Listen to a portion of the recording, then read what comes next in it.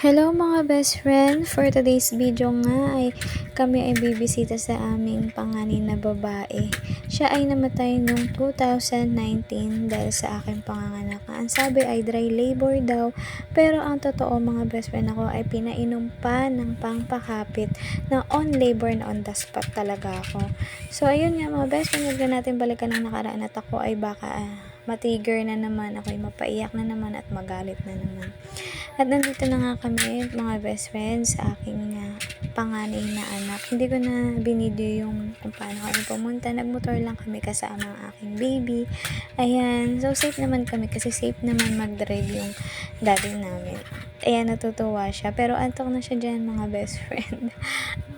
So, ayan nga pala, ganyan kalaki ang Memorial Park dito sa amin sa Dasmariñas, Cavite. As in, malaki pa yan. May mga Chinese din dyan. At ayun na nga, at binuksan na nga ang cupcake na kinukulit ng aking pangalawang anak na kanya daw yan. Birthday daw niya at gusto daw niyang i-blow ang candle na yan. Tinuturo niya kung bakit daw hinahangin ang kandila at big at small ang kandila. Daddy, daddy ko. Daddy, daddy ko. Daddy, daddy. Yun, no? So, ayan mga best friend. Inaantabayanan niya dyan kasi gusto niyang kunin talaga yung cupcake na yan. Ang sabi naman kasi cake yan ng ate niya at i-blow na lang daw niya. Binabantayan niya kasi kakainin daw niya. Sabi namin wag. Umiiyak na sa part na yan at inaamo-amo lang. At kami ay nagpapaalam na nga mga best friend. Kasi nga, sobrang kulit niya, umiiyak na siya. Gusto niya talagang kunin. So, sinabi namin sa kanya na uuwi na nga kami at magpapaalam na kay ate. Kasi sabi niya nakarga din daw siya kasi pagod daw siya. Napagod, wala nga siyang ginagawa. Nakaupo lang. Diyos ko, yung marimares. At ayan, antok na ang aming baby. Hikap na siya ng hikap dyan. At nagpapaalam na ang aking mister. Sabi ko okay na at nagpray na ako kay baby.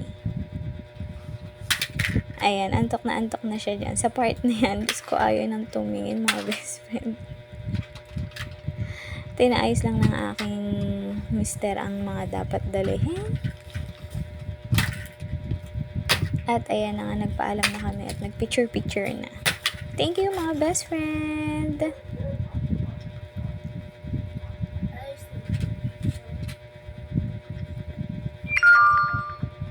At kami ay naglalakad na. Diyos ko, ang aking baby. Gusto niya siya rin hawak ng payong. Umiiyak din mga best friend. Kaya naman ipinahawak ko na.